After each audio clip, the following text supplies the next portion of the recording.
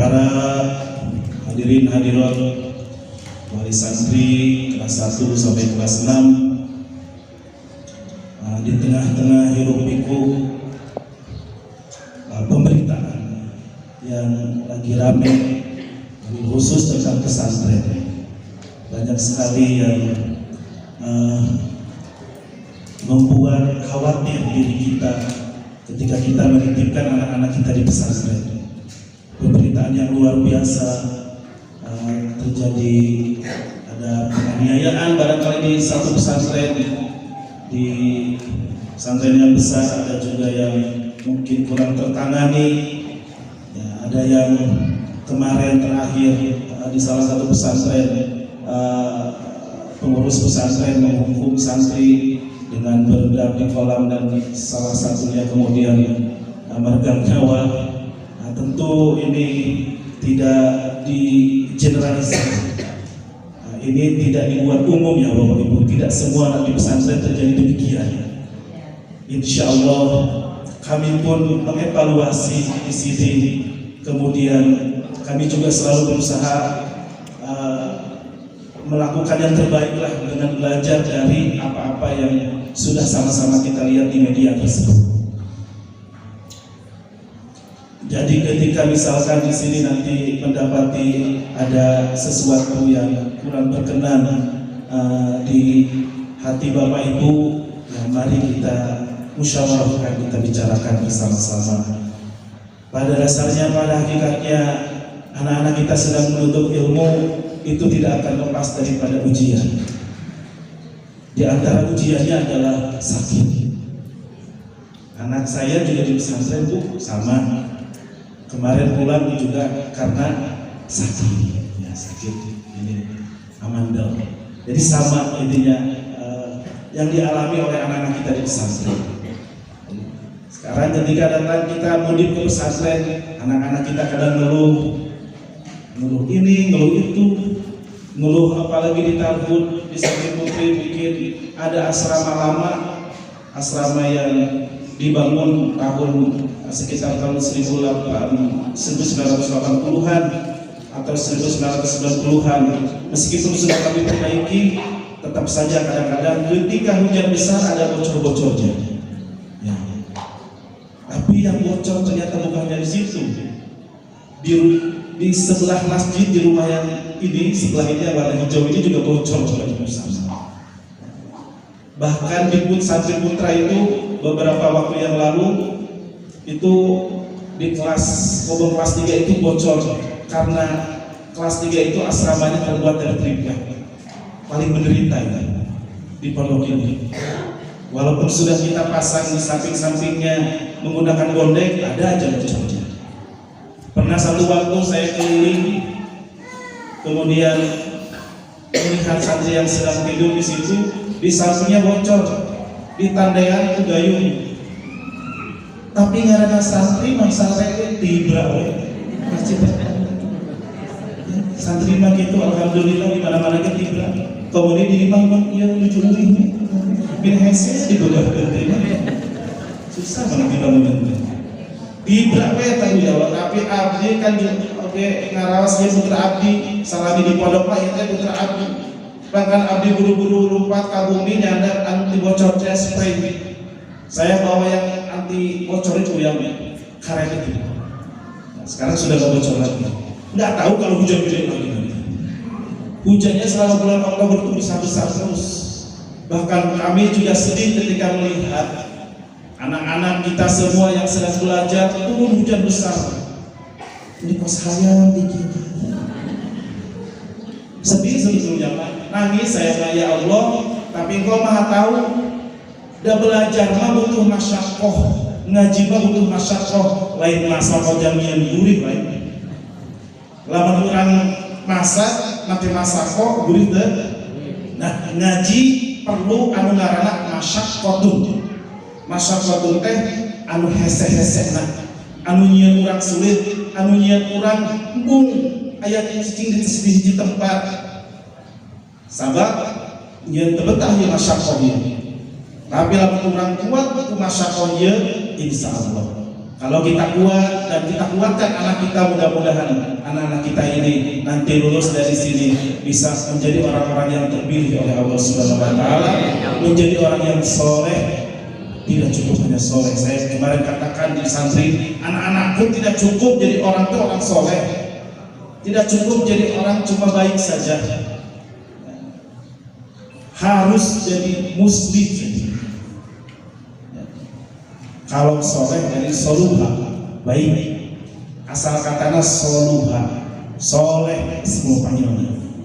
Tapi lamun muslim, ia nggak berubah wazan dan nasoroklah, baru dan mah. Ala wazni af'ala. Jadina aslaha. Aslaha yuslihu. Islahan ismul fa'ilna muslim.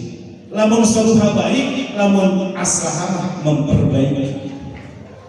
Lamun soluha soleh, anu aslaha mah nyieun jelema nu lain batur jadi soleh. Jadi selain sama-sama soleh jadi diri sorangan, tapi oke, mudah-mudahan ilmuna kamanfaatkeun. Ilmunya jadi bermanfaat buat ya setidaknya keluarga. Kalau tidak keluarga lebih luas lagi tetangga, lebih luas lagi masyarakat, lebih luas lagi untuk umat di Indonesia, lebih ingin lagi untuk umat di dunia ini semua, umat Islam.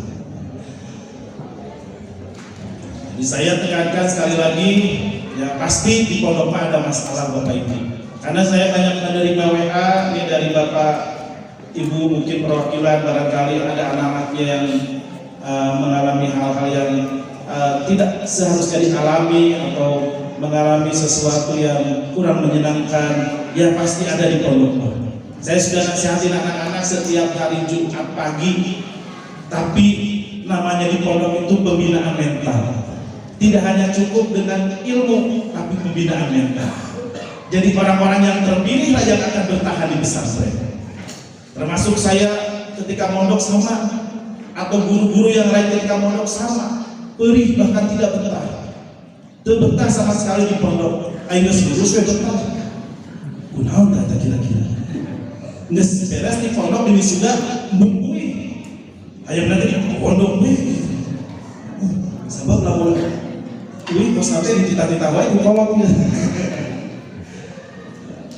Dan kalau abdi memang terus terang betahna setelah lulus. Kumaha carana ayeuna betah di pondok tapi lulus?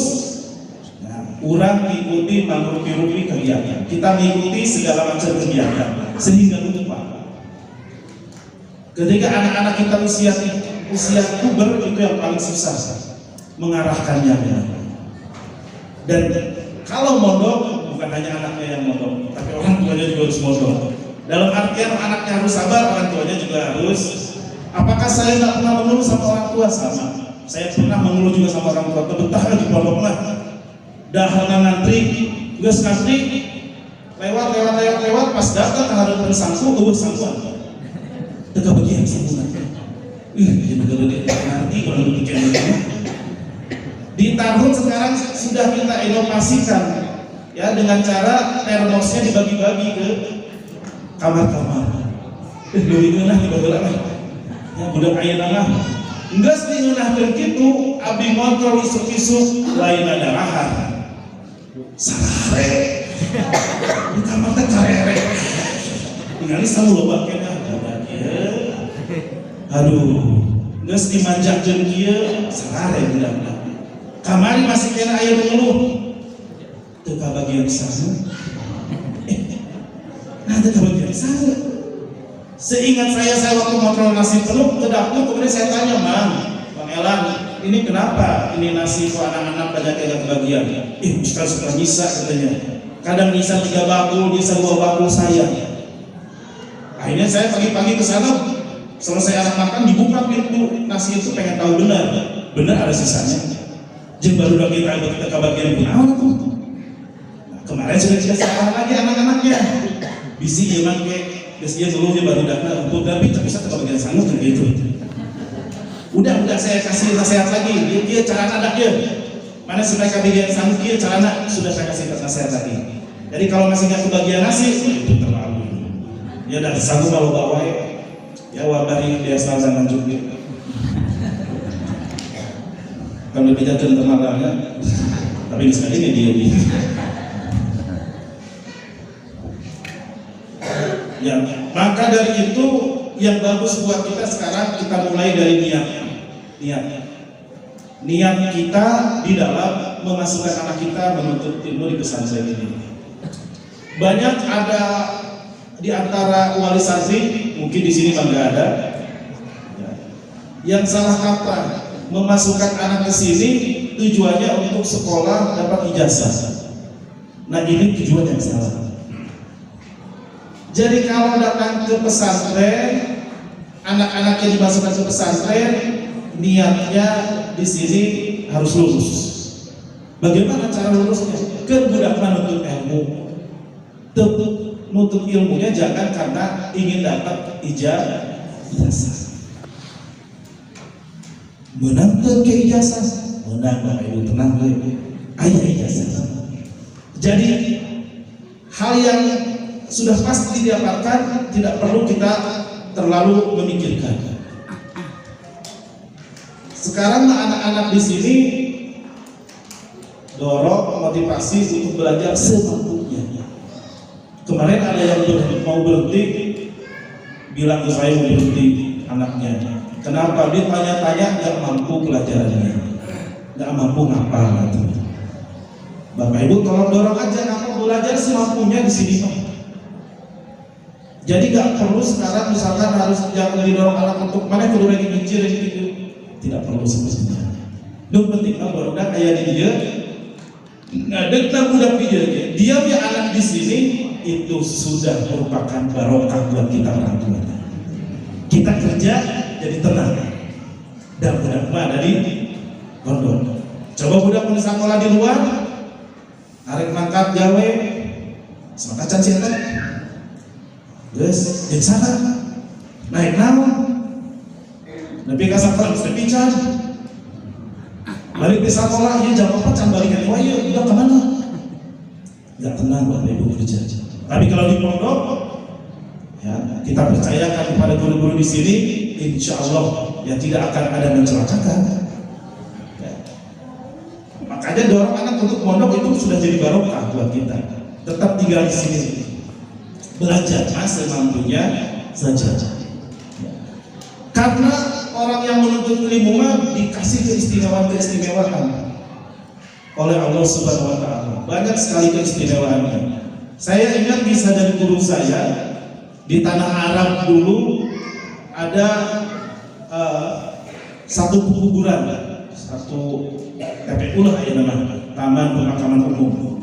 Tapi di pemakaman itu banyak dikuburkan para aulia, dikuburkan para ulama, orang-orang soleh. Satu waktu beliau yang sering memakamkan ini kedatangan satu peti mati. Datang satu peti mati, tidak ada yang nganterin. Mungkin karena anaknya masih kecil atau tidak terkenal, jadi nggak ada yang nganterin. Yang nganterin cuma ibunya sama beberapa keluarga intinya. Kemudian dikuburkan, kemudian dibuka peti matinya, dibawa ke dalam kubur, sudah digali kuburannya, dibawa ke dalam kubur. Pas mau disimpan di liang lahat, yang menaruh mayat atau memegang mayat itu melihat kuburannya bukan lagi kuburan, tapi mesti jadi taman, anu cerah ditinggali saja. Belum pernah dilihat taman itu sebelumnya di dunia. Mungkin kita sudah melihat taman bunga lain meskipun. Mungkin kita sudah pernah melihat taman safari lain meskipun. Taman ini pernah ditinggali, akhirnya karena cara tinggali kaget pingsan. Dina pingsan itu mereka ningali ayat 2 jalmi ageng bodas mawa kuda main eta dibawa. Dina pingsan. Terus ada beres diurutkeun main udang di nabi sana eta keluargana geus areueul dan ngirim pingsan beureum dia karena sudah melihat ini pingsan aja keluarganya mungkin pulang duluan Ya sudahlah, karena mungkin petugas penguburan selesai, karena mungkin di tanah Arab benar-benar kadang-kadang setelah meninggal itu nggak dibacakan kir, nggak dibacakan takdir, ulang kan. Ya. Beberapa bulan kemudian datang lagi ibu ini bawa mayat lagi satu, bawa mayat diiji. Ini sehari budak mereka nih, saya kuburkan. Sudahlah sekarang dikuburkan. Itu yang menguburkan, dia bawa kos kamari gitu. Tapi dia dengan dengan berani memasukkan ke dalam kubur, hal yang sama terjadi. Cuman nggak pingsan. Bedanya dia nggak pingsan karena sudah pernah melihat apa kos kila kita nyokot lagi copot deh si mayat. Akhirnya dia menggali kubur, tukang kubur teh nanya, Bu, ibu saha ini aneh ya, budak dua iya aneh ya, amalan naon kira-kira, ya amalan apa kira-kira yang sudah membuat dua mayat ini mendapatkan keistimewaan dari Allah. Maka ya, si ibu menjawab, ini dua nih anak saya yang buatnya budak kurang ini. Anu pertama kamari tolibul ilmi. Yang pertama adalah orang yang sedang menuntut ilmu. Kemudian meninggal. Oh, kalau menuntut ilmu mah wajar tuh, wajar karena memang ya yang menjadi syahid itu hatta ayat sampai dia mau kembali ke rumahnya. Kalau dia meninggal, dia dihitung sebagai syahid. Tapi luka dua satu, luka dua yang kedua itu juga anak saya, kakaknya. Kakaknya ini tukang kayu bakar. Tapi penghasilannya dari kayu bakar dia gunakan untuk membiayai adiknya mondok. Subhanallah. Kayu bakar udah tidak capek lagi. Capek ngumpulkan duit bikin dagangan saya dokter Bu. Capek ngumpulkan duit dari orang hese-hese hujan-hujanan mamawa motor jadi gojek capek. Tapi ku iya mah mudah-mudahan kahibur urang ngabiayai budak-budak di dieu ayo diru ya, mudah-mudahan kita mendapatkan keistimewaan yaitu diberikan rawdoh di dunia di Cina. Amin. Taman-taman surganya Allah. Istimewa sekali orang yang menuntut ilmu. Jadi jangan putus asa, kadang-kadang masalahnya dari biaya Bapak Ibu. Tapi insya Allah kalau kita mau sungguh-sungguh mah Allah pasti buka jalannya. Saya juga bukan berasal dari orang punya dulu sama. Ya. Abdi menantu kedua, saya menantu kedua. Anak dari seorang tukang gorengan. Ibu saya tukang gorengan, tukang bala-bala gitu. Tukang karaoke lagi gitu kan sambil ngeliat ayah dirinya ayah tukang bakso di kamar yang bisa saya berarti mana tuh bakso langsung ketinggalan ayah lo ada orang ayah saya nih insinyur bangunan, tukang bangunan kuli Bapak Wimah tukang nembok ya karena bentuk tukang nembok kau mungkin mau jadi dua pegawaian anu cek datur hina cek datur naon itu kan gorengan ya naon tukang bangunan ya. Tapi Allah mah tidak akan salah di dalam ya, membuktikan bahwa yarfa'illahu alladziina aamanu minkum wal ladziina utul ilma darajat. Allah akan mengangkat orang-orang yang berilmu, yang beriman sebelumnya, berilmu beberapa derajat. Pasti diangkat derajatnya. Maka saya juga anjurkan ke anak-anak, siapapun orang tua kamu jangan malu. Kamu kadang-kadang suka malu kalau ada orang tua itu. Enggak usah malu. Kamu sini tuntut ilmu yang benar, angkat derajat kedua orang tuamu, angkat derajat keluargamu. Kami sudah sampaikan itu kan. Mudah-mudahan derajat kita akan semuanya yang Bapak Ibu. Ya, wabil khusus di hadapan Allah. Ya, kalau sudah mulia di hadapan Allah, pasti Allah muliakan di hadapan makhluk. Bahkan sampai malaikat pun la tadau ajlihataha li talibil ilmi ridon bima yaqul. Malaikatnya lamun kapangi jeung orang anu ilmuwan mah jeung orang campur ya apa ya. Dengan orang yang berilmu, dengan orang yang sedang menuntut ilmu, malaikat itu sayapnya direndahkan sebagai adab terhadap orang yang berilmu, karena dia senang, dia ridho ya kepada orang yang berilmu itu. Saya nama malaikat bu 70.000 itu sakumaha kira-kira. Dan anu pieu anu bapaknya cantantu manuk beo sok isuk bapak kieu cantam tuh 70.000 diturunkan sayapnya dari tafsir. Ya, kadang-kadang hal begini tidak bisa masuk akal, tapi setidaknya ada ya yang dibuktikan oleh Allah di dalam kehidupan kita sehari-hari. Ya, kita lebih dimuliakan dengan sebab anak kita menjadi orang yang beriman, insya Allah. Itu baru pengantar Bapak Ibu, kita cara sungguh dia. Ini kita akan belajar tentang sama-sama mengkaji tentang betapa banyaknya jalan kebaikan. Kalau di kitab ini halaman 162, kitab Riyadhus Shalihin, syarahnya Dalilul Falihin. Syarahnya kitab Riyadhus Shalihin, nama kitabnya Dalilul Falihin. Seringkali kita di dalam kehidupan ini itu mengira bahwa kebaikan itu sempit sekali, hanya terbatas dari yang sering kita lihat dari orang-orang lakukan.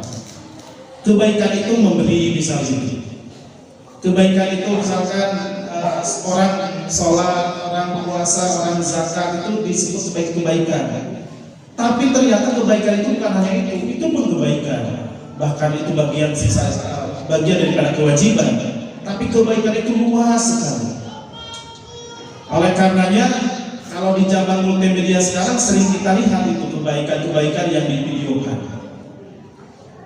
Kira-kira menurut Bapak Ibu mana jadi videokan kebaikan? Boleh ya? Kenapa? Karena kebaikan itu harus dilakukan fisirri wal alaniyah, sembunyi-sembunyi maupun di dalam keadaan terang-terangan. Maka bagi kami di sini media ini menjadi salah satu jalan untuk menempuh kebaikan. Jadi kalau Bapak Ibu sering melihat barangkali di upload video-video di TikTok, di Instagram itu, supaya yang ngupload di Instagram itu bukan hanya orang-orang yang begitu, bukan hanya video-video yang konten kurang pas untuk kita lihat. Ya, yang seksi-seksi bisa, ya kadang Bapak tinggal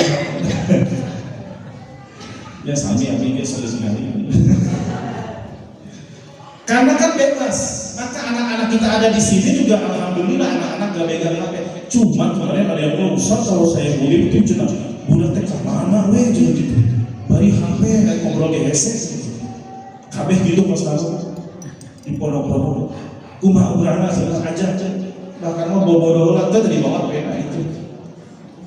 Ajak ngobrol dulu. Karena ya anak-anak kita ini kadang nggak bisa nyari, sehingga kami kemarin agak sedikit marah karena anak-anak ini nyoret-nyoret sesuatu yang tidak semestinya. Di lemari ada tulisan-tulisan yang tidak semestinya yang laki-laki. Pas saya keliling, waduh ya, tulisan ya gitu, ini bobogaan apa gitu. Ditulis bahkan yang digambar. Di lemari baru ada. Allah Akbar, kemarin tidak. Ku Allah ge disebutkeun nah kemana tinggal dikeun. Ku Allah ge ditendeuna ditinggali pas nyumput. Nah kemarin digambar bangga. Apa yang mau itu? Tapi saya agak ini di pengajian tolong itu hati-hati saya bilang gambar-gambar ini. Apalagi sekarang dengan HP apa aja bisa dicari.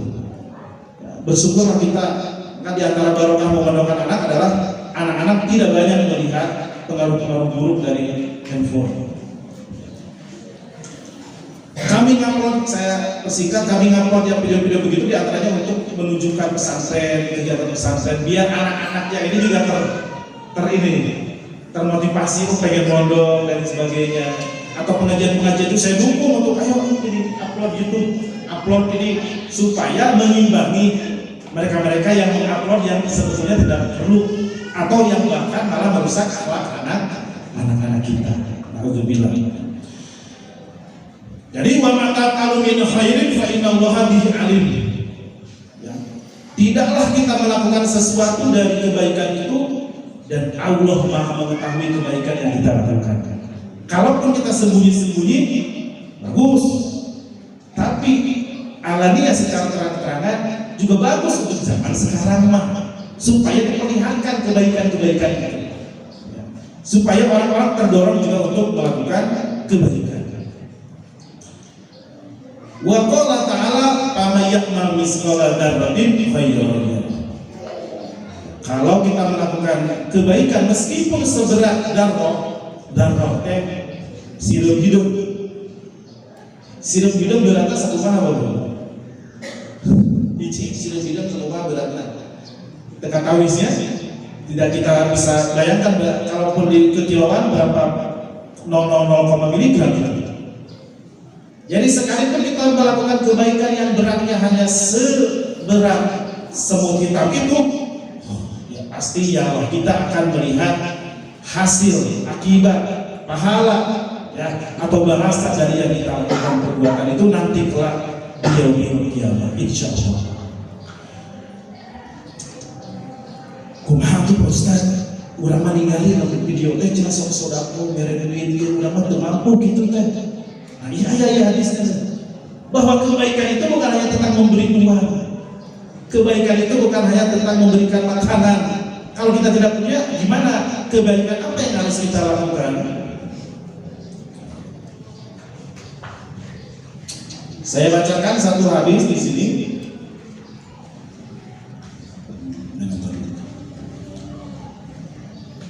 An Abi Dzar radhiyallahu anhu Rasulullah sallallahu alaihi wasallam qala yusbihu ala kulli sulamain min ahadikum sadaqatun fa kullu tasbihatin sadaqatun wa kullu tahmidatin sadaqatun wa kullu tahlilatin sadaqatun wa kullu takbiratin sadaqatun wa amrun bil ma'ruf sadaqatun wa nahyun 'anil munkari sadaqatun wa yujzi'u min dzalika rak'atani yarka'uha minan duha.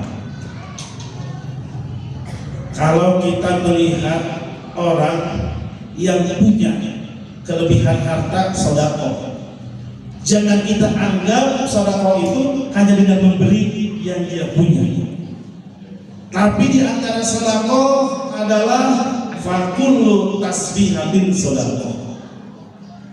Kalimat subhanallah setiap yang kita ucapkan, ya, maca tasbih eta mangrupi sedekah.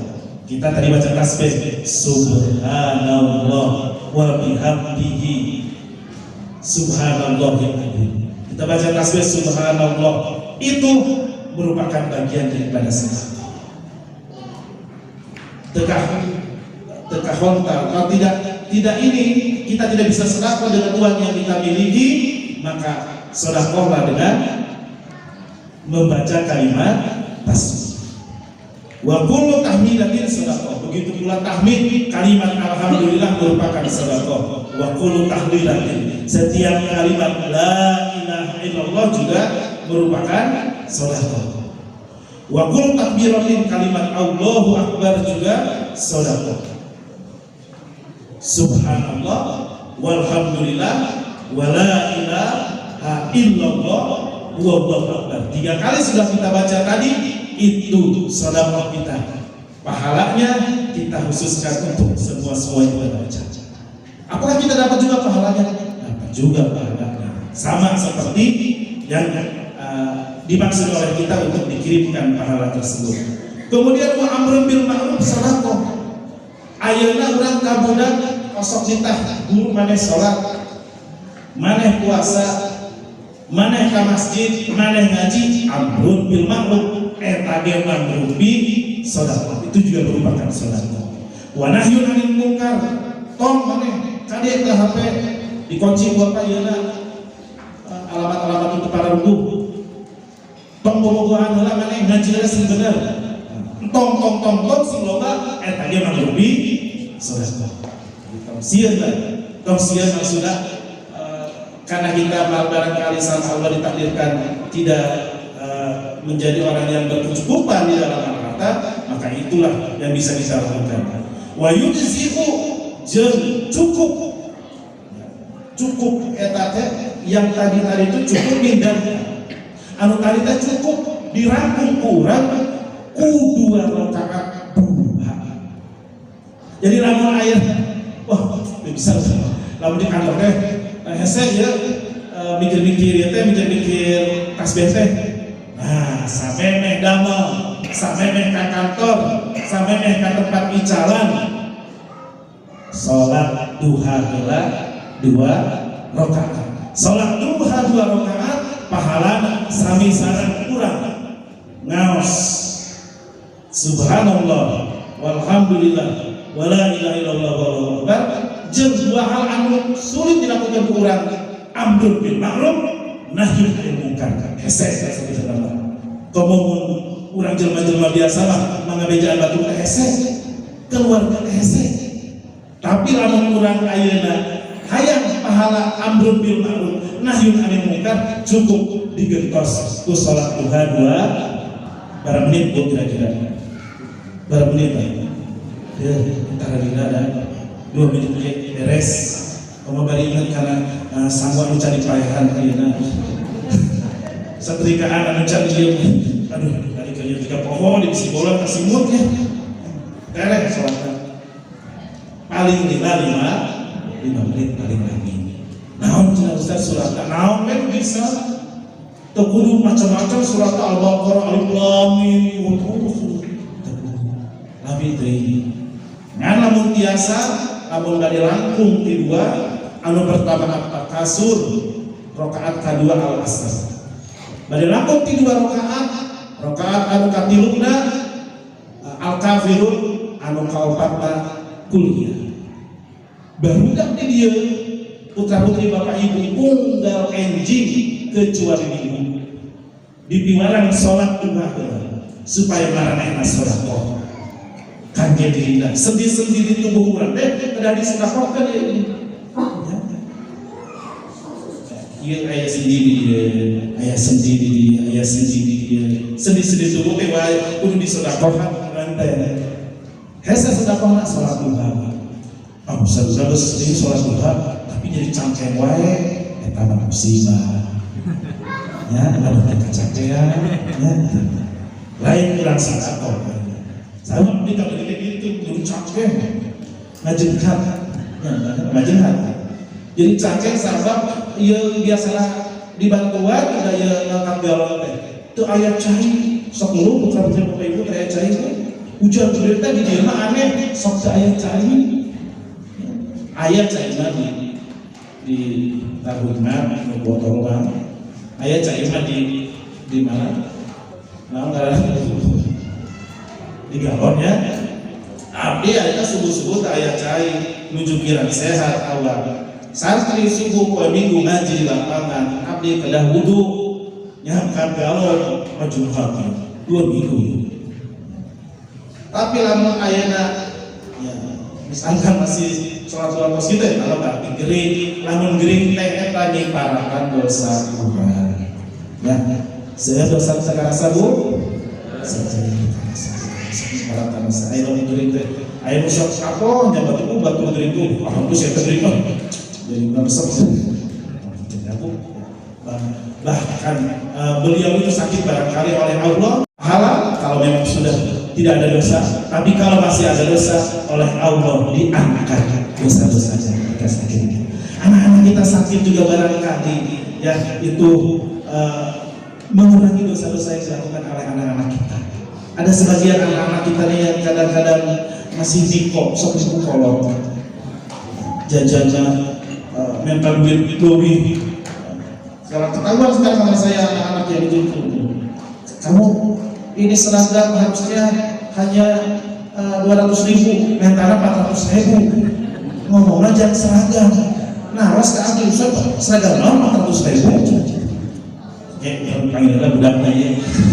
seragam nama nanti 400.000 kolak mana ya 200.000 Ustaz seragam nama atau 200.000 abdi hoyo gitu kok mana mah ya tadi pukul doang kaki kering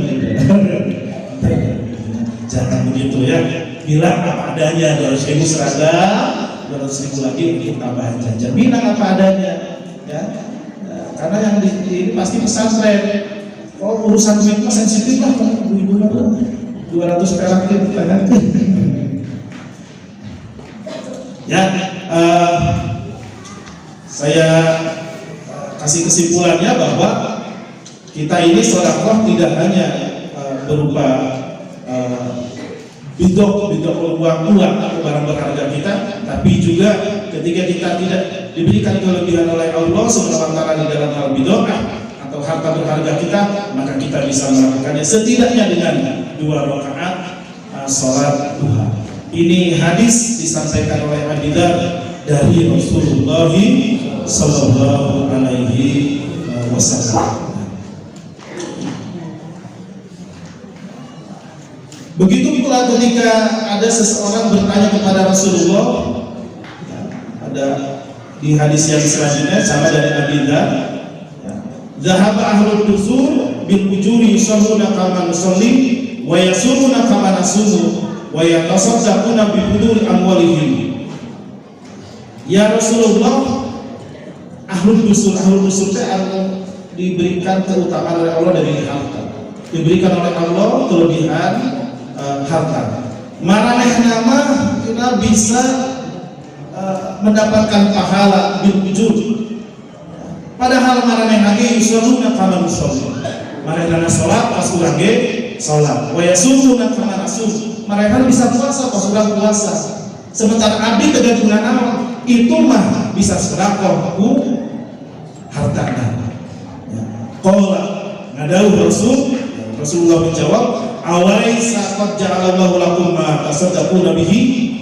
Lain ku Allah geus dijadikeun loba hal anu maneh bisa sedekah ku hal-hal eta. Inna bi kulli tasbihatin sadaqah wa kulli takbiratin sadaqah wa kulli tahmidatin sadaqah wa kulli tahlilatin sadaqah wa amrun bil ma'ruf sadaqah wa nahyun 'anil munkar sadaqah. Ini memperkuat yang tadi. Wa fi buni ahadikum sadaqah. Naon maneh boga harta maneh saeutik-eutik harta maneh eta bisa dijadikeun sedekah. Itu artinya sedekah lain-lain dinilai tina adat sareng alifna, bukan dari besar dari kecilnya. Sedekah itu dinilai dari niat kita. Apakah ini untuk dilihat oleh orang atau kita ingin semata-mata beribadah atau kita ingin menyisihkan karena memang sebagian harta kita itu bukan milik kita sendiri, tapi ada yang harus disampaikan kepada orang-orang yang berhak. Tubuh akhirnya baik cina urang tebuga naon ya Rasulullah ayat ya ahaduna syahwatahu wa yakunu lahu fiha ajrun. Kumaha lamun ayeuna masjid berhubungan jeung syahwat urang tebuga naon di dunia untuk syahwatnya. Boga syahwat mukul. Boga kahayang mukul. Boga kahayang sedekah, boga kahayang ngalakukeun kehalusan. Ya. Saur Rasulullah, qala ara'aitum law wada'a fi haramin akala lahu ism. Maneh ningali teu lamun jalma gaduh syahwat, syahwatna disimpen dina kaawonan, syahwatnya digunakan untuk keburukan kejelekan dia dapat dosa enggak? Kata sahabat, dia dapat dosa. Ya. Maka dari kitu oge tidak wadah hafil halal karena lahu ajrun. Lamun urang anu boga kahayang, ya. Kemudian kahayang ieu ku urang disimpen dina kasayang-kasayang, maka ieu kahayang, ieu syahwat, ieu dorongan syahwat bakal jadi pahala. Dina kaburukan, kejelekan, ya kaawonan disimpan jadi dosa. Kalau urang syahwat tadi diturunkeun syahwat goreng urang jadi dosa. Tapi namun urang ieu boga syahwat diturunkeun karena kasayang-kasayang eta bakal jadi pahala. Teu boga naon boga syahwat unggul ge ku Allah mah bisa jadi pahala. Ya, alhamdulillah. Parantos sakitunya. Mudah-mudahan manfaat ya. Anu leres datang nanti Gusti Allah, anu lepat datang nanti sing pribadi sareng manusia biasa. Ya. nyuhkeun dihampura dina sadaya kalepanan. Ya wa'afu minkum. Wallahul muwaffiq ila aqwamit thoriq. Assalamualaikum warahmatullahi wabarakatuh.